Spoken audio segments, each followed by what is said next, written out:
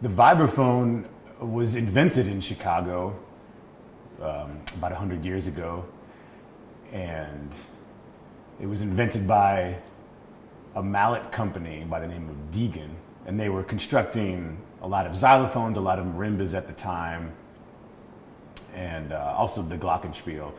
Actually, Deegan was the inventor to sort of demand that the world come to a standard tuning. All the orchestras around the world would tune to different tunings, so he kind of enforced A being 440, so he could mass produce these instruments and sell them all around the world. And he decided to come up with this invention called the vibraphone, which the main characteristics of the vibraphone are that the bars are made out of aluminum metal, as opposed to the marimba and the xylophone, where they're made out of different types of wood, rosewood, and I forget some of the names of the wood. But anyways, and then underneath each note, there's a fan, and then the fans are connected to a pulley, and then there's another little pulley system that has a big band on it, and there's a motor, and then you can control the speed of the motor, and underneath the bars, the fans are turning around, adding vibrato to the notes that you hit. Very, very similar to how an organ player uses a Leslie speaker. So how did I stumble upon this instrument? I was fairly young, I think. I can't remember, but I was studying drum set, and I always started out as a drummer.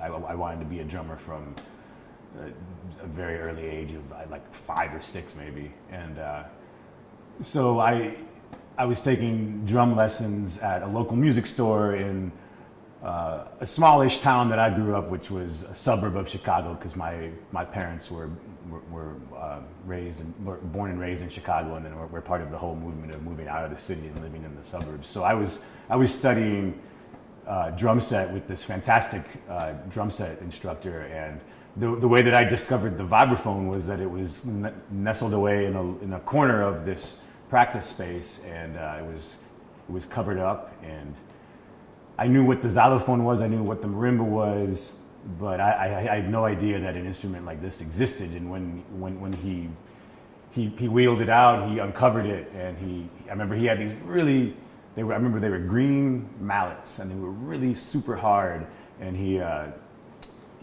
stepped on the dampener bar, which is another characteristic of the vibraphone.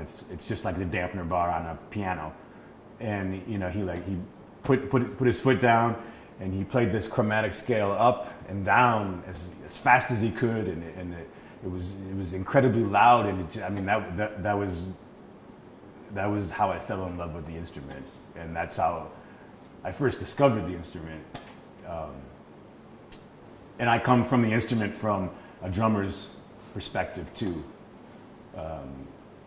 It took me quite a long time to decide, or not to decide, but to realize that drum set is not my main instrument, that vibraphone is my main instrument. I went through high school, I always set out to become a jazz drummer, and I went to college for it. I was accepted into a good university because of my skills on drums, and it was in university when that sort of clicked, what I was talking about earlier, where it was like, okay, this is what I want to do. I want to concentrate on the vibraphone, and then in turn, I also want to drop out of school. So I never made it through school, but I guess you could say the birth of me realizing that vibraphone is my sole instrument was around that same period. So, all right. Yeah, yesterday I decided to perform some new compositions at the opening of Peter Brötzmann's artwork, and also the opening of the Ljubljana Jazz Festival. And these compositions are compositions that I write from my trio with Nate McBride and Mike Reed. And these are new tunes that I haven't been able to incorporate into the trio yet. So I thought, what better opportunity than to premiere these new compositions and open them up to the world than to perform them last night. The entire set was sort of constructed around these two new compositions and two older compositions of mine. And they were sort of mere like pivot points to sculpt an entire set of improvisation around it. I opened up the set, freely improvised for quite some time, you know, working into a tune, playing a tune for a little bit. You know, it's being very respective to the structure that was written, and then completely opening it up again. So that was kind of my ebb and flow of last night. And if you want to put a percentage of how much it was improvised, I mean, it was definitely a large percentage of improvisation. So it's super fun. So the main reason why I was brought over here was to perform duo with Peter, and our relationship is relatively young compared to many of the other comrades that he has playing on this festival and other festivals and working bands that he tours with. We first played 2 years ago at the Vision Festival, and that was a celebration for his 70th, and he was also honored that night. And that was the first time that we ever performed together. And it was in a duo setting, and it was incredibly magical for me. I think Peter also enjoyed it. And we then went on to tour the States about a year after that, and we did about a good solid 3 weeks of touring just as a duo. And the language that we've developed, I feel is very special. And the communication is also very special. And I think we both come from like-minded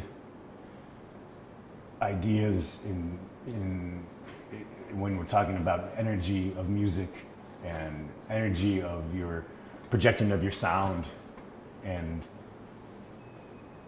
the percussiveness that he can get into, the beautiful lyricism that he can get into. It's a pleasure to be both physical on my instrument and then also lay down an incredibly simple harmony and sort of channel this blues, and then completely opening everything up to then myself treating the instrument more like a drum and allowing Peter to just freely float on top of that. I mean, it's